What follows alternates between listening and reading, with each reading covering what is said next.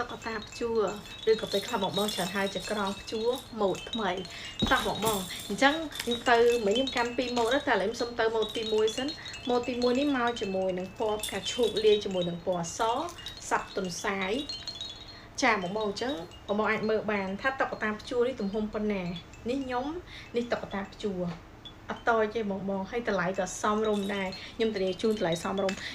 យើងមើលពីសាច់កណាត់វិញគឺ smooth ម៉ត់ទន់មែនតើវាកង់ពលឺបន្តិច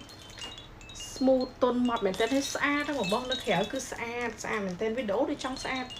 ចាញ់នៅក្រៅមិនដឹងនេះនៅក្រៅគឺឃើញស្អាតជាងហ្នឹងនេះវាដូចចង់រៀងកង់ពលឺទៅស្អាតមែនតើអញ្ចឹងលើកណ្ដឹងរឹងនេះដោយសារកណ្ដឹងនេះហើយកន្លែងនេះបងគ្វេងគាត់ជួយចិត្តលេងមែនតើកន្លែងហ្នឹងហើយកន្លែងនេះគេមករៀងតុននេះគេមកជារូបការ៉ុតត្រូវជាមួយនឹងតុនសាយហ្នឹងហ្មងអានេះគេមានដាក់រូបសត្វឃ្មុំនៅក្រោមនេះដែរអញ្ចឹងខ្ជូតមែនតើបងនេះគឺរូបតុនសាយ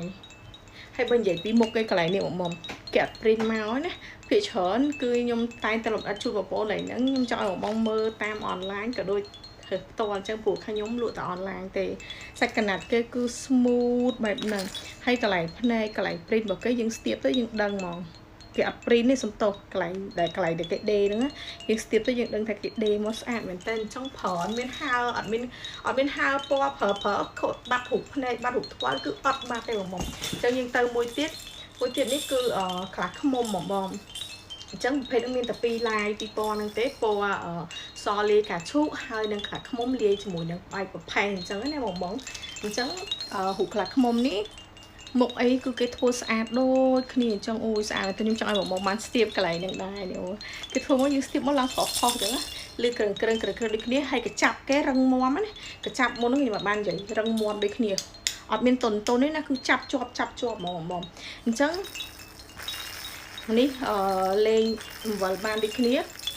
ឬក៏ដឹងរើដូចគ្នាកពស់កពអីគឺប៉ិនគ្នាគ្រាន់ថាប៉ុនសាយគេមានតិចគេរៀងវែងជាងខ្លះក្នុងមនុស្សជាងធម្មតាតែបើនិយាយពីខ្ពស់នេះដល់នេះអត់ខុសគ្នាគឺប៉ិនគ្នាបងចឹងអត់បាច់បារម្ភថាខុសគ្នាអីទេនេះលឺក្រឹងអញ្ចឹងណាអានោះដូចគ្នាទាំងអស់ហើយគ្រាន់ថាក្រោមនេះគេធ្វើមកគឺផ្សេងគ្នាហ្មងអញ្ចឹង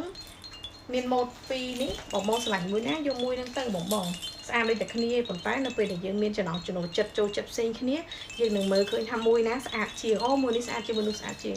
អញ្ចឹងបងរើសតាមម៉ូតដែលឆ្លាញ់ណា